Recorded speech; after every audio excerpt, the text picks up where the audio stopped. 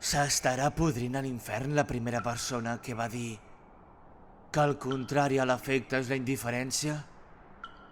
No pot ser que tractar els altres amb malícia sigui més apropiat que deixar-los tranquils, oi que no?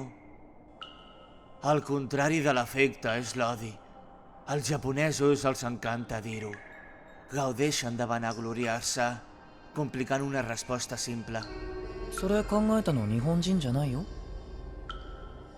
Per tant, és un error de traducció. Estic segur que la frase original era el contrari de l'amor és l'indiferència, no? Com que amor té un sentit molt ampli, en aquest cas indiferència compta com a antònim. まあね。 Però en aquest país no s'usa molt la paraula amor, i és per això que ho van acabar canviant a afecte.